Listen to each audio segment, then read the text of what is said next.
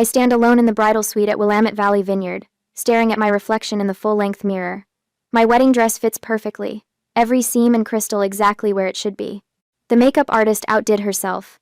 My eyes look wider, my cheekbones more defined, my lips the perfect shade of rose. The white roses in my bouquet rest on the vanity, waiting. I check my phone for the 14th time in 20 minutes. No messages from Mom, nothing from Dad, not even a text from Logan. A soft knock at the door breaks the silence. Martha, the wedding planner, pokes her head in, her practiced smile barely hiding her concern. "It's time, Caroline. Are you ready?" My eyes drift to the window overlooking the ceremony space. 90 guests are seated in neat white chairs. The string quartet plays softly. Probablys and pottities halved. And in the front row, 3 empty seats stare back at me like accusations. They're not coming, are they? My voice trembles despite my best efforts. Martha's smile falters. "There's still time," she says, but we both know it's a lie. I take a deep breath and smooth the silk of my gown. Let's go. The doors to the garden open, and 90 heads turn to watch me walk alone down the aisle. I feel their sympathetic gazes like physical touches, little pats of pity that make my skin crawl. Some whisper behind cupped hands. Others offer encouraging smiles that only make the hollow feeling in my chest expand. My focus narrows to Ethan waiting at the altar, his eyes steady on mine. The love radiating from him is almost enough to push away the memory of my mother's voice 3 days ago. "We'll try, sweetie." Logan's firm has an event that weekend. Mom's dismissive tone had cut through the phone like she was declining a casual lunch invitation, not her only daughter's wedding. "I can pay for the flights," I'd offered, desperation clawing at my throat. "The hotel, anything. Please, Mom." In the background, Dad's voice had drifted through. "Tell her we're busy." Now, placing one foot in front of the other, I force myself to breathe. In, out. One step, another step. I will not cry. I will not give them the satisfaction, even in their absence. When I reach Ethan, he takes my hands in his. His fingers are warm, solid, real. "I'm here," he whispers, too low for anyone else to hear. "We're enough." For a moment, I'm 8 years old again, standing in our living room while Mom and Dad fuss over Logan's debate trophy. They position it carefully on the mantel, step back to admire it from different angles, take photos to send to relatives. My art contest certificate sits forgotten in a kitchen drawer. I'd shown it to them earlier that day, pride bubbling up, as I explained how the teacher said I had exceptional talent. Mom had glanced at it and said, "That's nice, honey," before turning back to the dinner she was preparing. Later, Dad had ruffled my hair absently.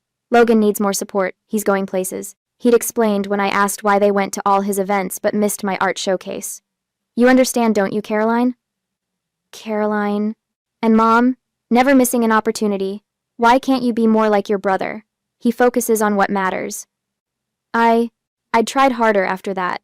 Academic awards, college scholarships, business success. Each achievement, a desperate attempt to turn their heads in my direction. Each one noted with distracted acknowledgement, if acknowledged at all. The ceremony continues around me. I say my vows, my voice growing stronger with each promise. I choose a future based on seeing each other clearly, I tell Ethan, the words carrying more weight than anyone, but he understands. When the officiant pronounces us husband and wife, Ethan's mother envelops me in a warm embrace. "You're one of us now, dear," she whispers, and something tight in my chest loosens just a fraction. The photographer captures us on the dance floor, Ethan twirling me under the string lights. His cousins join us, forming a circle of laughter and music. For moments at a time, I forget about the family-shaped hole in my celebration. I forget about the phone I've checked too many times. I forget about the explanations I've given to curious guests. At the reception, Sarah, my college roommate, raises her glass. "To finding the family who deserves you," she says, her eyes holding mine with fierce loyalty. A murmur of agreement ripples through the crowd. The truth of her words hits me like a physical blow. All these years, I've been invisible to the people who should have seen me most clearly. I've been chasing approval from those who never intended to give it. When the celebration quiets for a moment, I slip away to check my phone one last time. No missed calls, no messages, not even a token, "Congratulations." Ethan finds me there, staring at the blank screen. "They missed something beautiful today," he says, wrapping an arm around my waist. I look up at him, at the man who has never once made me feel like I needed to earn his attention. I think of his family, who welcomed me without reservation. I think of friends who traveled across the country to stand beside me. I set the phone down. Their choice, I say, feeling lighter than I have in years. Not my burden. And for the first time, I almost believe it. 2 years later, I leaned back in my ergonomic chair, staring at the notification on my computer screen. Acquisition of Crescent Motion Studio, finalized at $21 million. 2 years of negotiation, 5 years of building from scratch, and now validation in the form of 8 figures. My office door bursts open as my team floods in with bottles of champagne and plastic flutes. To Caroline. Jen, my creative director, raises her glass. The woman who built something from nothing while certain people weren't looking. I smile, clinking glasses with the 12 people who actually showed up for me, unlike my family. We're celebrating when my phone buzzes. A notification from Instagram Logan posting about his twins' private school fundraiser. I shouldn't look. I do anyway. There they are. Mom and Dad flanking Logan and his wife Hannah, their identical daughters in matching plaid uniforms. The caption reads, "Family tradition continues. 3rd generation at Westridge Academy." Dad's arm is draped around Logan's shoulder, Mom beaming at her granddaughters. I swipe through more photos. Logan's family vacation to Hawaii last month, the holiday gathering I wasn't invited to, Dad's retirement party. In each one, they look like the perfect American family minus one daughter. What's more telling than the photos is what they represent. The vacation rental in Maui costs at least $5,000 per week. Westridge Academy runs $30,000 per year per child. Logan's house in the background of several shots sits in a neighborhood where nothing sells for under $2 million. All funded by my parents' retirement savings and family investments, according to the gossip from distant cousins who occasionally remember I exist. Caroline? Jen touches my arm. We lost you for a minute. I lock my phone screen. Just checking messages. Where were we? The celebration continues around me, but I'm mentally calculating. Logan's law firm is moderately successful, but nowhere near the level that would support his lifestyle. My parents have been quietly propping him up for years, depleting their retirement to maintain his image. Meanwhile, my $21 million acquisition doesn't warrant so much as a text message. After the team leaves, I scroll through my parents' social media. Hundreds of posts about Logan's accomplishments, the twins' milestones, family gatherings. My existence is limited to a single birthday wish last year, a generic, "Happy birthday, Caroline," without even a photo. I close my laptop and make a decision. The next morning, I call my financial advisor. The Porsche Taycan metallic gray. I want to complete the purchase today. 3 hours later, I'm signing paperwork for a $135,000 car. It's extravagant, unnecessary, and exactly what I want. Not because I need my family's approval, but because I never needed their money. Back home, I take a single photo of the car in my driveway, the afternoon sun gleaming off its metallic finish. I post it to Instagram with a simple caption, "Dreams realized." For 3 days, nothing. Then on Wednesday afternoon, my phone lights up with a name I haven't seen in 5 years, Mom calling. My stomach tightens as I answer. "Hello?" Caroline. Mom's voice carries that particular blend of authority and urgency she reserves for family crises. "We need to talk. Family meeting tomorrow." "Family meeting?" I repeat, hearing the disbelief in my voice. "After 5 years of silence, you're calling about a family meeting?" "This is important." She pauses, and I hear Dad's voice in the background. "Tell her it's important," he says, as though I can't hear him. "What's important?" I ask. "My wedding wasn't important. My business wasn't important. What exactly matters now?" Mom's voice tightens. "It's complicated. Financial issues. We need to discuss it as a family." Of course. They saw the car. They know about the acquisition. Now suddenly, I'm family again. "Tomorrow at 2, I say before hanging up. The next morning I slide into my new Porsche, the leather seat cool against my back. The drive to my childhood home takes 40 minutes, time enough to remember birthdays celebrated without me, achievements unacknowledged, holidays spent alone while they gathered without me. I park in the circular driveway, my metallic gray Porsche looking starkly modern against their traditional colonial. For a moment, I sit there, hands gripping the steering wheel. The last time I stood on that porch was 6 years ago, when I'd announced my engagement to Ethan. Mom had nodded politely while Dad checked his watch repeatedly, clearly waiting for me to leave. They've never needed me before. Why now? My phone buzzes with a text from Ethan. "Remember who you are. Call me if you need extraction." I smile despite myself. Another notification appears, an email from Naomi Blake, the investor who believed in Crescent Motion when no one else would. "Your worth isn't measured by those who couldn't see it." A final alert. My assistant confirming tomorrow's meetings. Don't let them take too much time. You have the production review at 4. Come on. I take a deep breath, remembering my therapist's words from last week's session. Boundaries aren't punishments, they're protection. I straighten my shoulders and step out of the car. Before I can knock, the front door swings open. Mom and Dad stand there, their expressions shifting from annoyance to shock as they take in the Porsche behind me. You've done well for yourself, Dad says. Not hello. Not, I've missed you. Just an assessment of my financial worth. Yes, I reply simply. No hugs, no warmth. They lead me to the dining room table where Logan and Hannah already sit, their faces a study in calculated concern. Caroline. Logan nods, as though we spoke last week instead of 5 years ago. Let's get straight to business, Dad says, pulling out financial folders. I remain standing, my purse strapped tight in my grip, the only outward sign of the turmoil beneath my calm exterior. No. First, I'd like to know why I'm suddenly important enough to include in family discussions after being excluded from everything else for years. Mom and Dad exchange glances. Logan shifts uncomfortably. We can discuss that later, Mom says, her voice slipping into the dismissive tone I know too well. We have more pressing matters now. I'm not in a rush, I reply, still standing. And I'm not interested in being convenient family only when you need something. For the first time in my adult life, I see uncertainty flicker across my father's face. In this moment, I understand they need me now. And for once, I have the power to decide what happens next. The dining room of my childhood home feels smaller than I remember. Richard sits at the head of the table, hands folded like he's presiding over a board meeting rather than a family crisis. Elaine perches beside him, her posture perfect despite the worry lines creasing her forehead. Across from me, Logan slumps in his chair, his designer shirt wrinkled at the cuffs. Hannah sits beside him, a leather photo album open on her lap. It's foreclosure, Caroline. Richard's voice is firm, but carries an unfamiliar tremor. Logan's mortgage is 3 months behind. The twins' private school tuition is unpaid for the semester. I say nothing, letting the silence stretch. 2 years of no contact, and this is what brings us together. You need to help your brother. Richard slides a document across the polished oak table. Loan paperwork, already filled out. The presumption steals my breath. Think about your niece and nephew. Elaine's voice catches, a practiced hitch that once would have sent me scrambling to please her. They're just children.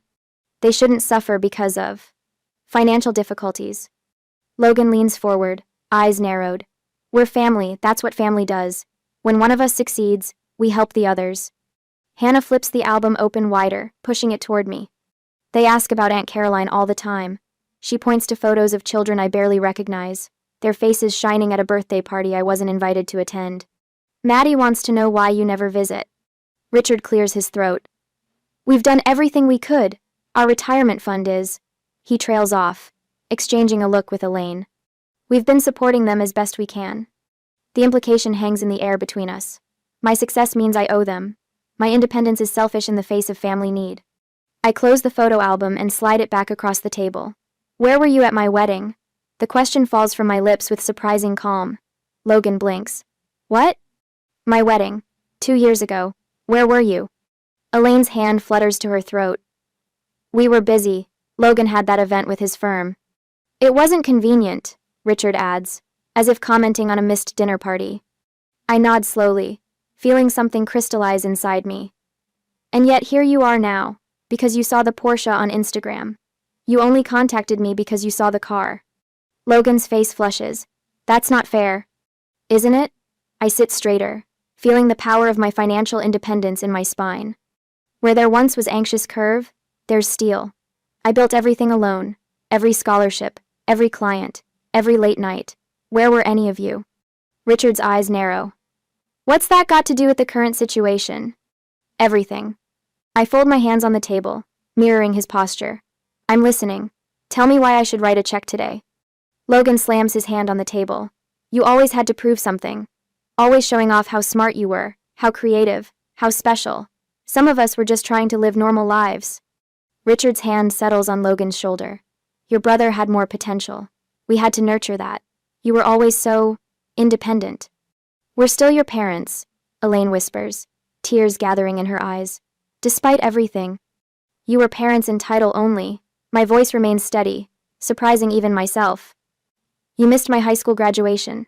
You missed my college scholarship ceremony. You missed the launch of my company. You missed my wedding. I tapped the table with each missed milestone. You missed my life. And now you want to share in what that life has built. Caroline, Richard starts. You didn't build this success.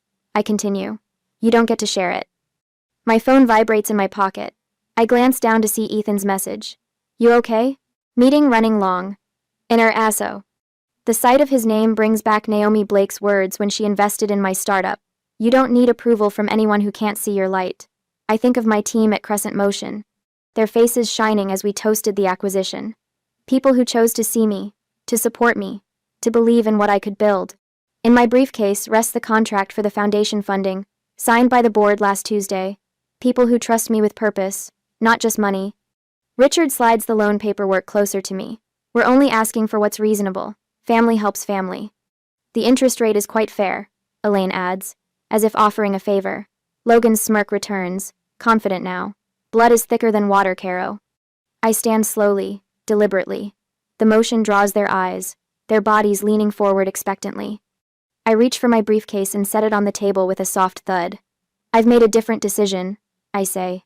Logan's eyes fix on my hands as I unlatch the briefcase. Richard shifts forward in his chair. Elaine's fingers twist the napkin in her lap. Instead of a checkbook, I withdraw a single document and place it on the table. This is the announcement for the Rivera Media Scholarship Foundation. $16 million to create opportunities for young women in digital media arts.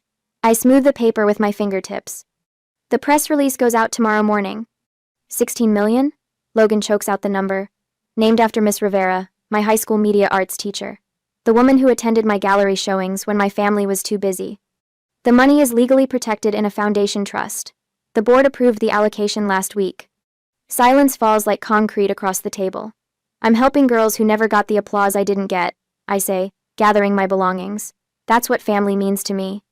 Logan's face contorts, veins standing out on his forehead. You're wasting it on strangers.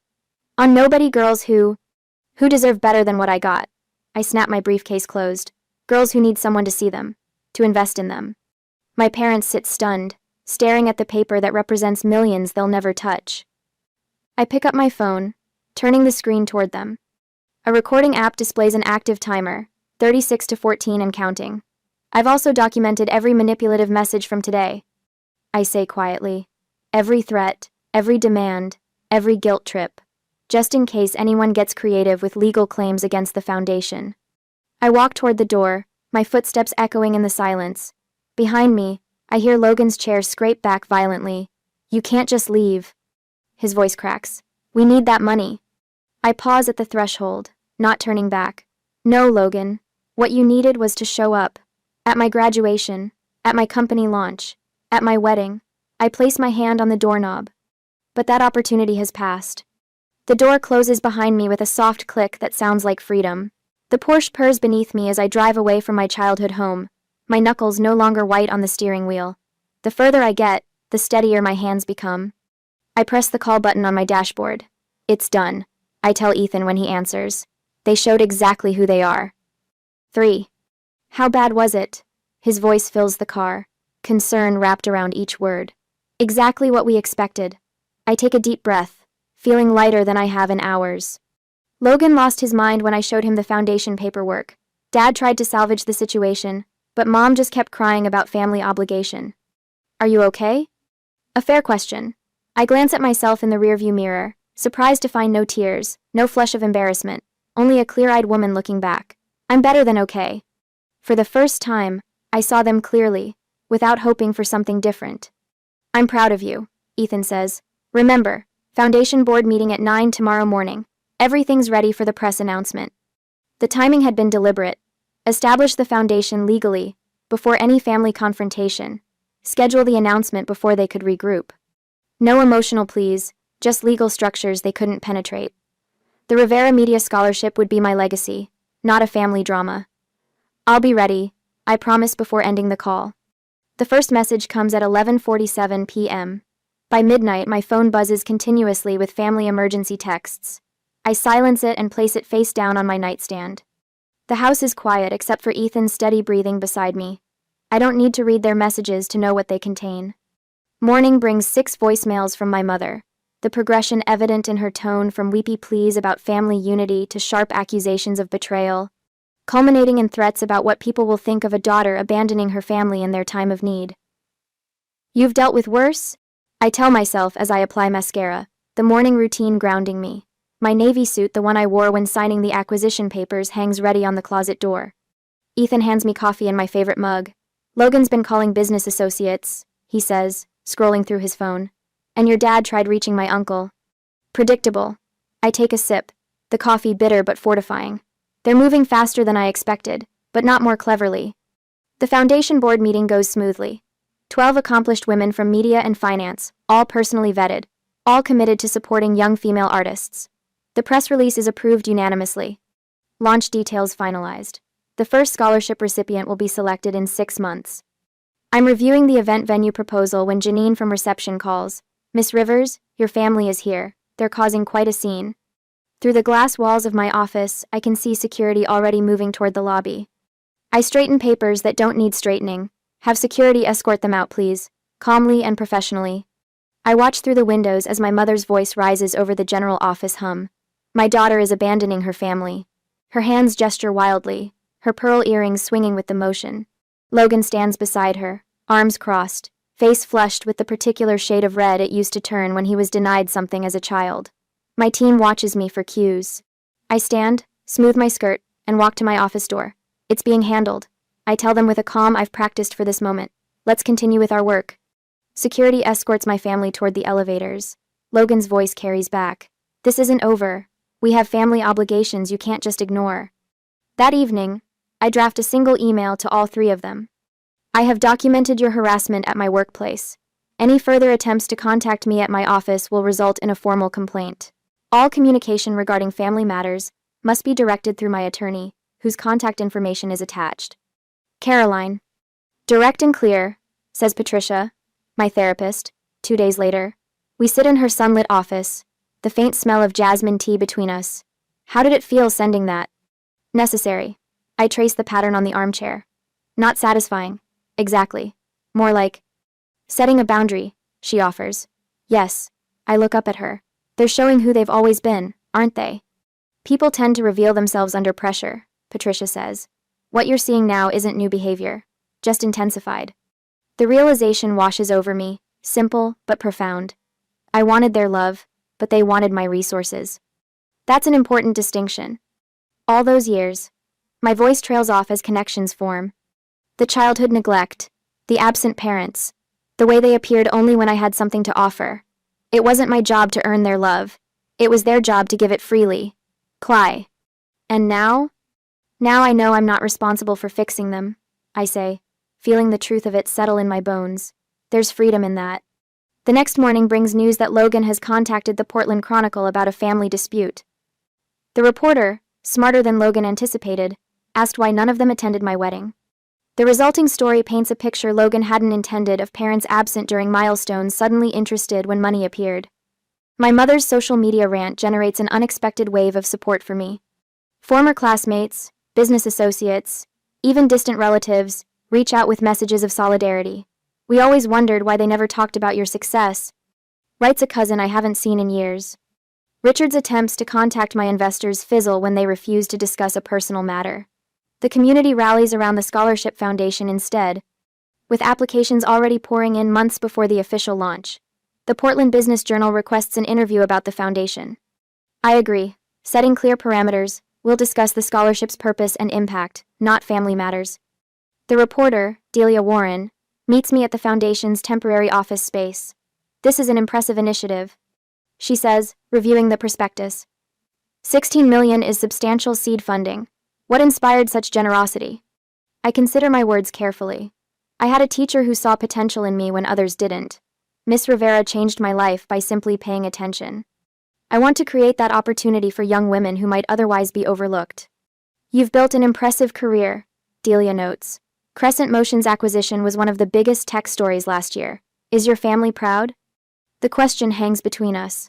I could dodge it, redirect to safer territory. Instead, I meet her eyes directly. My success was built without family support. They weren't at my wedding, my graduation, or when I sold my company. Delia's pen pauses.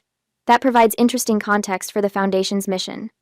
Later that week, the article appears with the headline, "Self-made success creates legacy of support." The contrast between my generosity and my family's entitlement becomes public narrative. When news of Logan's house foreclosure breaks days later, the community connects the dots without my saying a word. Ethan handles increased security protocols at our home. My business team manages communication strategy, filtering messages and prioritizing foundation work. Naomi Blake, my first investor and mentor, releases a statement supporting my commitment to lifting others rather than enabling dependency. My college friends form a protective circle, filling our calendar with dinners and events that leave no room for dwelling on family drama. Patricia provides anchoring during weekly sessions. The United Front becomes its own kind of family, chosen, intentional, supportive. 2 weeks after the confrontation, I received the Business Leadership Award from the Women in Media Alliance. Standing at the podium, looking out at faces that genuinely celebrate my success, I realize the tables have completely turned. My parents' retirement plans are now delayed indefinitely. Hannah's social position in her precious country club circles has eroded with their financial collapse. Logan's twins will transfer to public school next semester. Meanwhile, the foundation thrives, generating positive coverage that spreads beyond Portland. The story resonates not because I sought revenge, but because I chose to transform pain into purpose. The scholarship committee has selected 3 finalists for the first award. Janine tells me, placing the portfolios on my desk, "They'd like your input by Friday." I open the first file and begin reviewing the work of a young woman whose teacher noticed her talent when no one else did. The circle completes itself, healing through action rather than looking backward. Family defined by what it does, not what it claims to be. For the first time in my life, I feel truly seen. In weeks to follow, I deleted the 4th voicemail from Aunt Meredith without listening past her plea of, "Everyone misses you, Caroline." The Thanksgiving invitation sits in my email inbox. Its subject line, "Family needs to be together," a transparent attempt at manipulation. My phone chimes with a text from my cousin Drew. "I don't understand this rift between you and Uncle Richard. Can't you just talk to them?" Of course he doesn't understand. He wasn't at my empty wedding. He didn't witness 20 years of invisibility. A letter arrived yesterday from Mom, the elegant handwriting unmistakably hers. "We always believed in you," she wrote, as if rewriting our entire history. The envelope sits half-burned in my fireplace, its edges curled and blackened like the lies it contains. "Dad called my office directly last week. We need to clear the air," he said, his voice lacking any acknowledgement of what they'd done. My assistant, following strict instructions, told him I was unavailable, permanently. The final straw comes when Logan sends the twins to my office with handmade cards. "We miss Aunt Caroline," written in childish handwriting I know isn't theirs. The manipulation is so transparent it makes my stomach turn. They're using every emotional lever they can find. Ethan observes that evening, examining the cards on our kitchen counter. They're desperate. I flip through the week's collection of attempts, but they still haven't actually apologized. The family attorney calls next, his voice professionally neutral. "There are moral obligations to consider, Caroline. Family ties carry certain responsibilities." The implication is clear. I'm the villain in their story, the heartless daughter who abandoned her struggling family. Pastor Wilson from the church I stopped attending years ago leaves a voicemail. "Your parents are deeply concerned. Perhaps we could meet to discuss reconciliation?" 2 childhood friends, neither of whom I've spoken to in a decade, suddenly reach out. "Your parents seem so heartbroken," says one. "The holidays are for forgiveness," says the other. When Logan's wife Hannah emails photos of the twins in Halloween costumes, "The children ask about you constantly," I nearly throw my phone across the room. They're framing this entire situation as my responsibility, I tell my therapist during our weekly session. My forgiveness, my duty, my failure to be the bigger person. "And how does that make you feel?" she asks, her eyes steady on mine. "Angry," I admit, "but also validated." They wouldn't fight this hard if they weren't afraid of losing control. The foundation selection meeting provides an unexpected challenge. The committee recommends a scholarship for Maya Harrison, a 17-year-old filmmaker whose application video shows remarkable talent and painful familiarity. She reminds me of myself. I tell Ethan that night, quiet, determined, overlooked. I watch her interview video again. Maya's eyes hold the same wariness I see in my own wedding photos. She talks about finding her voice through filmmaking when her family couldn't hear her. What if I'm wrong to cut them off completely? The question slips out before I can stop it. Ethan sits beside me on the couch. What brought this on? Maya, if I'm telling these girls to find their strength, am I modeling that by running away from my family? Is setting boundaries running away? Ethan asks. I consider this. No, boundaries aren't abandonment. What would you tell Maya if her family treated her like yours treated you? The answer comes easily. I'd tell her she deserves people who see her worth. The Thursday before Thanksgiving, I host dinner at our home. The dining room table extends to accommodate everyone. Ethan beside me, Naomi across from us, my business team scattered between. Maya sits at the opposite end, her scholarship certificate framed on the sideboard behind her. Our home glows with warmth my parents' house never had. Candles flicker in silver holders, laughter rings against the ceiling. No one here needs to prove their worth to be seen. I raise my glass. To those who see us as we are. The toast echoes around the table. My phone stays off, notifications silenced. The meal unfolds in perfect rhythm, conversations flowing without the undercurrent of judgment I grew up with. Over dessert, I announce the Foundation's new mentorship program. I'll be personally involved with each recipient, I explain. We're creating connections that matter. Maya's eyes widen. You'll be mentoring us yourself? Every step of the way. I smile at her. This foundation isn't just about money. It's about building something meaningful together. Naomi nods approvingly. You've created structures that can't be interfered with. The foundation's independence is legally secured. I confirm. Its success will be measured by impact, not approval. Later, as we clear plates, Ethan turns on the local news. Right on schedule, the feature about the foundation airs strategically timed to coincide with my family's traditional dinner hour. On screen, I speak with confidence I've earned. We build family through action, not obligation. The report transitions to financial analysis, contrasting the foundation's transparent governance with examples of mismanagement, including a not-so-subtle reference to Logan's business failures. Maya watches, transfixed. They're actually comparing your brother's company to the foundation? Facts speak for themselves. I stack dessert plates with steady hands. The community has validated what my family refused to see. The following morning, my parents request a meeting at a coffee shop downtown. I arrive in the Porsche, the car that triggered their sudden interest after years of silence. Dad looks older than I remember, defeat etched into lines around his mouth. We should have been there, he admits, staring at his untouched coffee. At the wedding? I ask. Though I know that's not all he means. Everywhere. His voice cracks. All those years. Mom's eyes shimmer with tears. How can we fix this? The question hangs between us. 3 months ago, I might have grabbed at this opening, desperate for any acknowledgement. Now I feel only calm clarity. Some things can't be fixed, I tell them. Only accepted. Mom flinches. I'm not closing the door forever, I continue. But I need accountability, not convenience. I'll consider limited contact after you both start therapy. That's unnecessary, Dad begins, the old dismissiveness rising. It's non-negotiable. I sip my tea, the warmth spreading through my chest like certainty. They exchange glances, the silent communication of people who never expected consequences for their choices. Logan's financial collapse has stripped away their illusions of his superiority. My success exists beyond their reach. The foundation thrives independent of their approval. When they leave, no agreements have been made, no concessions offered. I watch them walk to their car, a sensible sedan now, the luxury vehicles long gone. I drive away without looking back, freedom replacing obligation in every beat of my heart. The foundation awaits. Maya's project needs review. My chosen family expects me for dinner. For the first time, I'm moving towards something instead of away from someone, and that makes all the difference. I stand in the sunlit studio of the Crescent Foundation, watching Maya adjust her camera settings. The morning light filters through the tall windows, casting golden patterns across the polished hardwood floor. It's been a year since I faced my family for the last time. What do you think about this angle? Maya looks up, her eyes bright with the same creative fire Miss Rivera once saw in mine. Try moving it slightly to the left. Catch how the light falls across the subject. My voice carries the confidence of a mentor now, not the desperate plea of a daughter seeking approval. On the wall behind Maya, photos document our scholarship recipients' projects, stories they never could have told without the foundation's support. Each frame represents a voice that might have been silenced, just as mine nearly was. My office here replaced the childhood bedroom, where I once dreamed of being seen. Every element from the ergonomic chair to the awards, displayed without apology on floating shelves I chose deliberately. Nothing inherited, nothing tainted by obligation or guilt.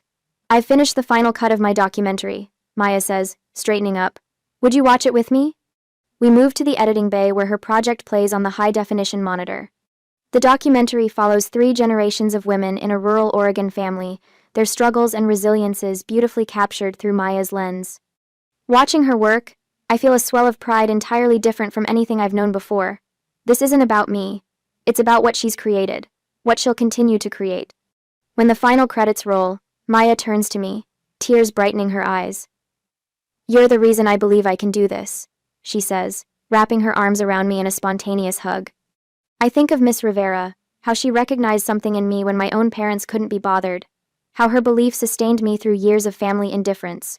Now the cycle continues, not of neglect, but of genuine support. Later that week, I stand at the podium of the Portland Arts Center, accepting a Community Leadership Award. The audience applauds. A sea of faces turn toward me with appreciation, not pity. Ethan sits in the front row, beaming with unrestrained pride. There are no empty seats causing me pain tonight. No phantom family members I wish were here. Every person in this room sees me, truly sees me for who I am. "Thank you," I begin, my voice steady. This journey began in invisibility and has led to impact. For years, I measured my worth by the approval I couldn't earn from people who refused to give it. I pause, let my gaze sweep across the room. Now I measure it by what we build together. The standing ovation washes over me like a cleansing wave. My therapist calls it post-traumatic growth, this strange peace I've found after accepting that some wounds never fully heal. I maintain careful boundaries with extended family. Holiday gatherings now center around chosen family, celebrations filled with genuine joy rather than dread. Ethan and I have established our own traditions. Naomi's retirement party at the foundation last month brought together the circles of support that lifted me when blood ties failed. The emergency fund for students facing financial hardship, my latest project, ensures that talent isn't crushed by circumstance. I understand now what these young women need because I lived without it: unconditional belief in their potential. Driving home through Portland in my Porsche, I pass the coffee shop where I once edited videos on a borrowed laptop. Through the window, I catch a glimpse of my parents walking on the sidewalk. Our eyes meet briefly. I don't stop. There's no pain in this moment, only peaceful acknowledgement. They taught me what love isn't. Ethan and my work taught me what it is. Tomorrow, Maya sets up for her next project. I'll be there, camera in hand, showing her techniques I've mastered over years of making myself visible. Family isn't who raises you, it's who lifts you.